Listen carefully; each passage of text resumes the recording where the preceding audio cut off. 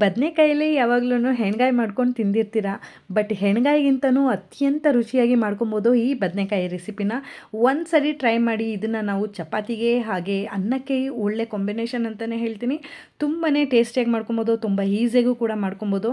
ಈ ಬದನೆಕಾಯಿ ಗೊಜ್ಜು ಮಾಡಲಿಕ್ಕೋಸ್ಕರ ನಾನಿಲ್ಲಿ 3 ಬದನೆಕಾಯಿನ ಈ ರೀತಿ ಕಟ್ ಮಾಡಿ ತೊಗೊಂಡಿದ್ದೀನಿ.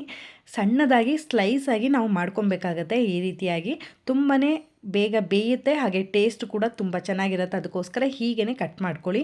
ಇದನ್ನು ನಾವು ಮೊದಲಿಗೆ ಎಣ್ಣೆಯಲ್ಲಿ ನಾವು ಇದನ್ನೆಲ್ಲನೂ ಕೂಡ ಫ್ರೈ ಮಾಡ್ಕೊಬೇಕಾಗತ್ತೆ. ಅದಕ್ಕೆ ನಾನು ಒಂದು ಪ್ಯಾನ್ ಇಟ್ಕೊಂಡು ಸ್ವಲ್ಪ ಎಣ್ಣೆ ಹಾಕ್ಕೊಂಡು ಈ ಬದನೆಕಾಯಿ ಎಲ್ಲನೂ ಕೂಡ ಸೇರಿಸ್ಕೊಂಡು ನಾನು ಒಂದು 5ರಿಂದ 10 ನಿಮಿಷಗಳ ಕಾಲ ಚೆನ್ನಾಗಿ ಫ್ರೈ ಮಾಡ್ಕೊಳ್ಳೋಣ.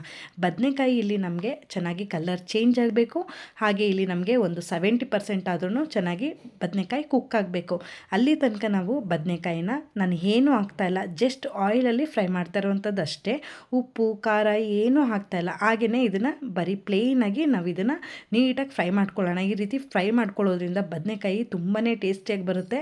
ನೀವು ನೋಡ್ತಾ ಇರ್ಬೋದು ಇವಾಗ ತುಂಬಾ ಚೆನ್ನಾಗಿ ಬೆಂದಿದೆ ಬದನೆಕಾಯಿ. ನಮಗೆ ಆಲ್ಮೋಸ್ಟ್ 70% ಆಗೋಷ್ಟು ಕುಕ್ ಆಗಿದೆ. ಈ ಬದನೆಕಾಯಿನೆಲ್ಲ ನಾನು ಒಂದು ಪ್ಲೇಟಲ್ಲಿ ತೆಗೆದಿಟ್ಕೊತಾ ಇದ್ದೀನಿ. ಇವಾಗ ನಾವು ಇದಕ್ಕೆ ಒಂದು ಸಣ್ಣದಾದಂಥ ಮಸಾಲೆ ರೆಡಿ ಮಾಡಬೇಕಾಗತ್ತೆ. ಅದಕ್ಕೋಸ್ಕರ ನಾನು 1 ಗೆಡ್ಡೆ ಆಗೋಷ್ಟು ಬೆಳ್ಳುಳ್ಳಿ, ಸಿಪ್ಪೆ ತೆಗೆದಿರುವಂತಹ ಬೆಳ್ಳುಳ್ಳಿ, ಜೊತೆಗೆ 5 ಹಸಿಮೆಣಸಿನ್ಕಾಯಿ, 1 ನಿಂಬೆಹಣ್ಣಿನ ಗಾತ್ರದಷ್ಟು ಹುಣಸೆಹಣ್ಣು, ಸ್ವಲ್ಪ ಕೊತ್ತಂಬರಿ ಸೊಪ್ಪು, ಇಷ್ಟನ್ನು ಕೂಡ ನಾನು ಹಾಕ್ಕೊಂಡು ಸ್ವಲ್ಪ ನೀರನ್ನ ಸೇರಿಸ್ಕೊಂಡು ತರಿಯಾಗಿ ರುಬ್ಬಿ ತೆಗೆದಿಟ್ಕೊಂಡಿದ್ದೀನಿ. ಜೊತೆಗೆ ನಾನು ಇಲ್ಲಿ 2 ಟೊಮೆಟೊನು ಕೂಡ ನಾನು ರುಬ್ಬಿ ಪೇಸ್ಟ್ ಮಾಡಿ ತೆಗೆದಿಟ್ಕೊಂಡಿರೋಂತಹದ್ದಾಗಿರುತ್ತೆ. ಇವಾಗ ನಾವು ಈ ಬದನೆಕಾಯಿ ಗೊಜ್ಜು ಮಾಡಲಿಕ್ಕೋಸ್ಕರ ನಾನಿಲ್ಲಿ ಅದೇ ಪ್ಯಾನ್ಗೆ ನಾನು ಮತ್ತು ಇನ್ನೊಂದು 2 ಸ್ಪೂನ್ ಆಯಿಲ್ ಹಾಕ್ಕೊಂಡು ಅರ್ಧ ಟೇಬಲ್ ಸ್ಪೂನ್ ಸಾಸಿವೆ, ಹಾಗೆ ಜೀರಿಗೆ, ಹಾಗೆ ಕಡಲೆಬೇಳೆ, ಹಾಗೆ ಉದ್ದಿನಬೇಳೆ ಇಷ್ಟನ್ನು ಕೂಡ ನಾನು ಅರ್ಧ ಟೇಬಲ್ ಸ್ಪೂನ್ ಆಗೋಷ್ಟು ಸೇರಿಸ್ಕೊಂಡು ನಾವು ಒಂದು 2 ನಿಮಿಷ ಫ್ರೈ ಮಾಡ್ಕೊಳ್ಳೋಣ. ಫ್ರೈ ಆದಮೇಲೆ ಇದಕ್ಕೆ ನಾನು ಸ್ವಲ್ಪ ಕರಿಬೇವಿನ ಎಲೆನೂ ಕೂಡ ನಾನು ಸೇರಿಸ್ಕೊಳ್ತಾ ಇದ್ದೀನಿ.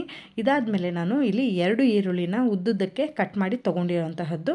ಈ ಈರುಳ್ಳಿನ ನಾವು ಕಲರ್ ಚೇಂಜ್ ಆಗೋ ತನಕ ಫ್ರೈ ಮಾಡ್ಕೊಬೇಕಾಗತ್ತೆ. ಈ ಗೊಜ್ಜಿಗೆ ನಾವು ಈರುಳ್ಳಿನ ಸ್ವಲ್ಪ ಹೆಚ್ಚಿಗೆ ಬಳಸ್ಕೊಳ್ಳೋಣ, ತುಂಬಾ ಟೇಸ್ಟಿಯಾಗಿ ಬರುತ್ತೆ.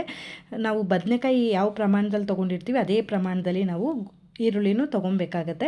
ಈರುಳ್ಳಿ ಎಲ್ಲ ಚೆನ್ನಾಗಿ ಫ್ರೈ ಆದಮೇಲೆ ನಾನಿಲ್ಲಿ ಕ್ಲಿಪ್ಪಿಂಗ್ ಮಿಸ್ ಆಗಿದೆ. ನಾವು ರುಬ್ಬಿಟ್ಕೊಂಡಿರೋಂತಹ ಹಸಿ ಮೆಣಸಿನಕಾಯಿ ಖಾರ ಇತ್ತು ನೋಡಿ, ಅದನ್ನು ನಾನು ಸೇರಿಸ್ಕೊಂಡು ಇದು ಹಸಿ ಸ್ಮೆಲ್ಲೆಲ್ಲ ಹೋಗೋ ತನಕನೂ ಇದನ್ನು ಫ್ರೈ ಮಾಡ್ಕೊಂಡಿದ್ದೀನಿ. ಚೆನ್ನಾಗಿ ಇದನ್ನು ನಾವು 1-2 ನಿಮಿಷ ಫ್ರೈ ಮಾಡ್ಕೊಬೇಕಾಗತ್ತೆ.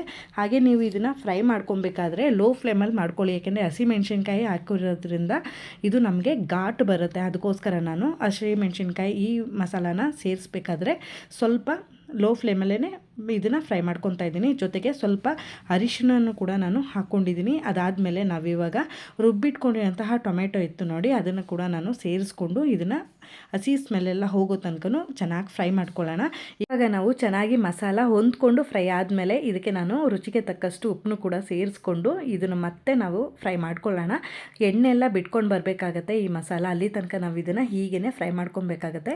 ಇವಾಗ ನೀವು ನೋಡ್ತಾ ಇರ್ಬೋದು ತುಂಬಾ ಚೆನ್ನಾಗಿ ಹೊಂದ್ಕೊಂಡಿದೆ ಮಸಾಲ. ಈ ಟೈಮಲ್ಲಿ ನಾನು ಇದಕ್ಕೆ ಮೊದಲೇ ಫ್ರೈ ಮಾಡಿ ಇಟ್ಕೊಂಡಿರುವಂತಹ ಬದನೆಕಾಯಿನ ನಾನು ಇದಕ್ಕೆ ಸೇರಿಸ್ಕೊಬೇಕಾಗತ್ತೆ. ನೀವು ನೋಡ್ತಾ ಇರ್ಬೋದು ಇದು ಸಣ್ಣದಾಗಿ ಕುದಿ ಬಂದು ನಮಗೆ ಆಯಿಲೆಲ್ಲ ಬಿಟ್ಕೊಂಡು ಬರಬೇಕಾಗತ್ತೆ. ಈ ಟೈಮಲ್ಲಿ ನಾನು ಇದಕ್ಕೆ ಫ್ರೈ ಮಾಡಿ ಇಟ್ಕೊಂಡಿರುವಂತಹ ಬದನೆಕಾಯಿನ ಸೇರಿಸ್ಕೊತಾ ಇದ್ದೀನಿ. ಸೇರಿಸ್ಕೊಂಡು ನಾವು ಇದನ್ನು ಒಂದು 5 ನಿಮಿಷ ಈ ಮಸಾಲದಲ್ಲಿ ಇದನ್ನು ಚೆನ್ನಾಗಿ ಬೇಯಿಸ್ಕೊಂಡ್ರೆ ನಮಗೆ ಅದ್ಭುತವಾಗಿ ರೆಡಿಯಾಗುತ್ತೆ. ಈ ಗೊಜ್ಜು ತುಂಬಾ ಕ್ವಿಕ್ಕಾಗೂ ಕೂಡ ಆಗುತ್ತೆ, ಟೇಸ್ಟು ತುಂಬಾ ಚೆನ್ನಾಗಿ ಬರುತ್ತೆ. ನೀವು ಒಂದ್ಸರಿ ಡೆಫಿನೆಟ್ಲಿ ಮನೇಲಿ ಟ್ರೈ ಮಾಡಿ. ಕೊನೆಯದಾಗಿ ಇದಕ್ಕೆ ನಾನು ಕೊತ್ತಂಬರಿ ಸೊಪ್ಪನ್ನ ಆ್ಯಡ್ ಮಾಡಿದ್ರೆ ಅದ್ಭುತವಾಗಿ ನಮಗೆ ಹೆಣ್ಗಾಯಿಗಿಂತನೂ ತುಂಬಾ ಟೇಸ್ಟಿಯಾಗಿ ಬರುತ್ತೆ ಈ ಗೊಜ್ಜು ನಮಗೆ. ನೀವು ಕೂಡ ಮನೇಲಿ ಒಂದ್ಸರಿ ಟ್ರೈ ಮಾಡಿ. ಇದನ್ನು ನಾವು ಚಪಾತಿಗೆ, ಹಾಗೆ ಅಕ್ಕಿ ರೊಟ್ಟಿಗೆ, ಹಾಗೆ ಬಿಸಿ ಬಿಸಿ ಅನ್ನಕ್ಕೂ ಕೂಡ ನಾವು ಇದನ್ನು ಯೂಸ್ ಮಾಡ್ಕೊಬೋದು. ತುಂಬ ಟೇಸ್ಟಿಯಾಗಿ ಬರುತ್ತೆ. ನೀವು ಕೂಡ ಮನೇಲಿ ಡೆಫಿನೆಟ್ಲಿ ಒಂದ್ಸರಿ ಈ ರೆಸಿಪಿನ ಟ್ರೈ ಮಾಡಿ. ಟ್ರೈ ಮಾಡಿದ್ಮೇಲೆ ರೆಸಿಪಿ ಹೇಗೆ ಬಂತು ಅಂತ ನನಗೆ ತಪ್ಪದೆ ಕಾಮೆಂಟ್ ಮಾಡಿ ತಿಳಿಸಿ, ಓಕೆನಾ? ಇದೇ ರೀತಿಯಾದಂತಹ ಹೆಲ್ದಿ ಆ್ಯಂಡ್ ಟೇಸ್ಟಿ ರೆಸಿಪಿಗೋಸ್ಕರ ನನ್ನ ಚಾನಲ್ನ ಸಬ್ಸ್ಕ್ರೈಬ್ ಮಾಡ್ಕೊಳ್ಳೋದು ಮರಿಬೇಡಿ. ಐ ಹೋಪ್ ಈ ವಿಡಿಯೋ ನಿಮಗೆ ಇಷ್ಟ ಆಗಿದೆ ಅಂತ ಭಾವಿಸ್ತೀನಿ. ವಿಡಿಯೋ ಇಷ್ಟ ಆಗಿದೆ ವಿಡಿಯೋಗೆ ಲೈಕ್, ಶೇರ್, ಕಾಮೆಂಟ್ ಮಾಡೋದು ಮರಿಬೇಡಿ. ಹಾಗೆ ವಿಡಿಯೋ ಯೂಸ್ಫುಲ್ ಅನ್ಸರೆ ನಿಮ್ಮ ಫ್ರೆಂಡ್ಸ್ ಆ್ಯಂಡ್ ಫ್ಯಾಮಿಲಿಗೂ ಕೂಡ ವಿಡಿಯೋನ ಶೇರ್ ಮಾಡಿ ಅಂತ ಕೇಳ್ತಾ, ಯಾರೆಲ್ಲ ನನ್ನ ಚಾನಲ್ನ ಸಬ್ಸ್ಕ್ರೈಬ್ ಮಾಡ್ಕೊಂಡು ನೋಡ್ತಾ ಇದ್ದೀರಾ ಥ್ಯಾಂಕ್ ಯು ಸೋ ಮಚ್. ಹಾಗೆ ಸಬ್ಸ್ಕ್ರೈಬ್ ಮಾಡ್ಕೊಳ್ದೆ ನೋಡ್ತಾರೆ ಖಂಡಿತವಾಗ್ಲೂ ಈ ಕೂಡಲೇ ಸಬ್ಸ್ಕ್ರೈಬ್ ಮಾಡ್ಕೊಳ್ಳಿ. ಹಾಗೆ ನೋಟಿಫಿಕೇಷನ್ ಆನ್ ಮಾಡ್ಕೊಳ್ಳೋದ್ರಿಂದ ನಾನು ಹಾಕೋ ಪ್ರತಿ ವಿಡಿಯೋನೂ ಕೂಡ ನೀವು ಮಿಸ್ ಮಾಡದೆ ನೋಡ್ಬೋದು ಅಂತ ಹೇಳ್ತಾ, ಮುಂದಿನ ರೆಸಿಪಿಯೊಂದಿಗೆ ಸಿಗ್ತೀನಿ. ಅಲ್ಲಿವರೆಗೂ ನನ್ನ ಪ್ರೀವಿಯಸ್ ವಿಡಿಯೋನ ಚೆಕ್ಔಟ್ ಮಾಡ್ತಾ ಇರಿ. Thank you so much for watching this video. Stay tune.